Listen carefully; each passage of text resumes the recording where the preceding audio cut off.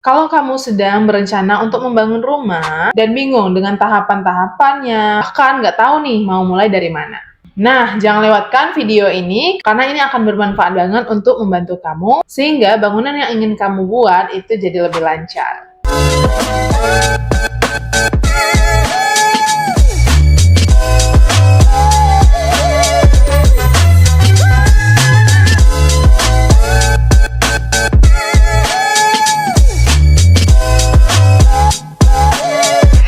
Selamat datang di channel Binori Jaya Konstruksi, tempat di mana kita bisa berbagi tips dan trik seputar dunia konstruksi. Nah, langsung aja kita bahas apa aja sih tahapan-tahapan yang perlu dilakukan dalam membangun rumah. Yang pertama adalah tahapan perancangan, di mana dalam perancangan ini biasanya akan dibuat sketsa untuk bagaimana sih pembangunan yang akan dilakukan. Pembuatan sketsa ini, kalau dulu banget itu sebenarnya manual, pakai pensil, benar-benar diukir, benar-benar dibuat manual gitu ya. Tapi kalau sekarang itu akan dimudahkan dengan adanya software perancangan. Nah, biasanya yang merancang ini adalah seorang arsitek. Kenapa ini dibutuhkan? Karena dalam membuat rumah itu sebenarnya kan ada kebutuhan yang perlu dipenuhi kayak gitu. Seperti berapa kamar yang dibutuhkan, dapur, kemudian kamar mandi, dan semua ornamen-ornamen rumah yang dibutuhkan. Nah, ini butuh yang namanya perancangan agar pembangunannya itu tidak meleset ketika sudah dibuat nanti. Sehingga anggaran pun tidak kemudian membengkak. Selain untuk mempertimbangkan kebutuhan kamar,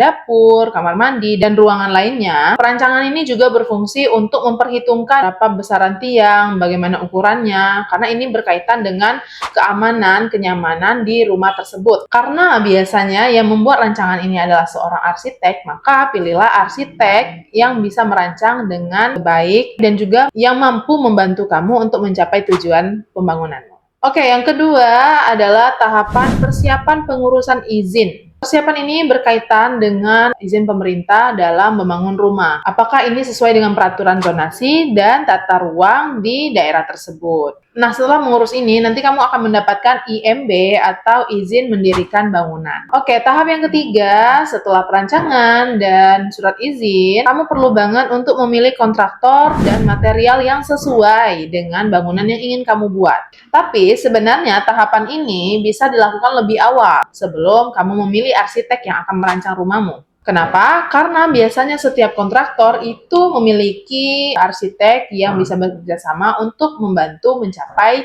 tujuan dari rumah yang kamu impikan. Jadi kamu nggak perlu repot-repot nih ke sana kemari untuk mencari siapa sih kira-kira arsitek yang handal dan bisa dipercaya. Karena setiap kontraktor biasanya sudah punya tenaga ahli dalam merancang untuk mewujudkan rumah impianmu.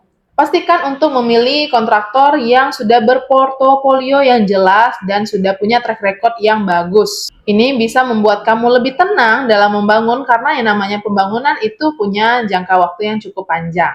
Pastikan memilih kontraktor yang amanah dan juga memiliki laporan berkala sehingga kamu tahu bagaimana perkembangan pembangunan rumahmu dari waktu ke waktu. Kemudian yang keempat adalah tahap pelaksanaan dalam membangun rumah tersebut. Nah, biasanya ini dilakukan oleh kontraktor yang sudah memilih tukang yang profesional. Pastikan bahwa tukang-tukang kamu adalah tukang-tukang berpengetahuan sehingga rumahmu ini sesuai dengan standar. Apakah teknik dan material yang mereka gunakan adalah yang sesuai dengan standar. Baik itu dari pembuatan fondasi, slope, dinding, dan sampai finishnya, bahkan interior dan eksteriornya itu harus bagus. Karena jika struktur bangunan yang dibuat oleh para tukang, yang diambil oleh dari para kontraktor, itu salah, maka ini imbasnya akan ke masa depan. Bahkan ini bisa membuat kerugian yang bisa terbilang cukup besar. Pastikan juga semua instalasi, baik itu air, listrik, dan perabotan, itu sesuai dengan perancangan sehingga finishing dari rumah kamu itu terlihat lebih rapi dan tidak perlu bolak-balik bongkar-bongkar susun. Pengecatan dinding, pemasangan keramik, instalasi listrik, sanitasi, itu semua harus sesuai dengan standar. Kamu juga bisa banget untuk mempertimbangkan furniture yang bagus dan sesuai dengan tema atau tipe dari rumah yang kamu buat. Karena setiap rumah itu memiliki tipe yang cocok dengan furniture yang berbeda-beda. Ada tipe klasik, minimalis, industrial, itu berbeda-beda. Nah, setelah tahap finishing ini selesai, kamu bisa huni dan lihat perkembangan dari rumah itu. Biasanya, setiap kontraktor itu memberikan garansi untuk kurun waktu tertentu, sehingga jika dalam kurun waktu tertentu itu terjadi kerusakan atau cacat bangun, maka kamu bisa meminta pada pihak kontraktor untuk melakukan after service. Oke, segitu aja tahapan untuk membangun rumah. Gimana? Bermanfaat bukan? Kamu bisa banget bantu komen di bawah kalau ada hal-hal yang kurang dan perlu ditambahin. Support channel ini dengan like, share, dan subscribe. Dah, Assalamualaikum warahmatullahi wabarakatuh.